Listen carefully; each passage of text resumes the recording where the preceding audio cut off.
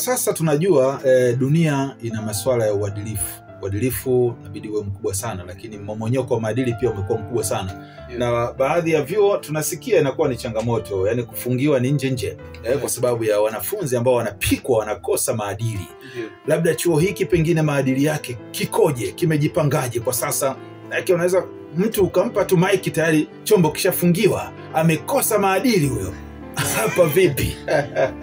na kushukuru kwa swali zuri. Kitu kikubwa ambacho tunasema kwamba kinamjenga mwandishi wa habari kuwa mwandishi ni maadili. Na ndio maana sasa mwandishi huyu wa habari yuko darasani tunawafundisha. Kuna somo linaloitwa journalism ethics. Kwamba mwandishi huyu ajue mimi kama mwandishi natakiwa kuaje ninapokuwa mwandishi.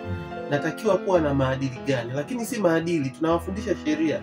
Kuna somo linaitwa media law. Kwamba wewe kama mwandishi ufanyeje uweze kuavoid vitu vinaitwa defamation, uweze kuavoid vitu vinaitwa sedition. Kwa hiyo hivyo vitu vyote kama walimu tumejizatiti katika kuhakikisha kwamba hawa wanafunzi ambao tunawajenga kuja kuwa waandishi wa kitaifa na kimataifa kwa maslahi ya taifa na Tanzania kwa ujumla wake, waje kuwa ni waandishi wazuri. Lakini anapokuwa na maadili mazuri kazini, sio kwamba sifa inakuwa ya kwake, lakini pia inarudi kwenye chuo husika ambacho huyu mwanafunzi ametoka. Kwa hiyo kwa mwanafunzi ambaye anataka kuja Wapo Media Institute, swala la maadili kwanza kwake mwenyewe ni kipaumbele chetu cha kwanza.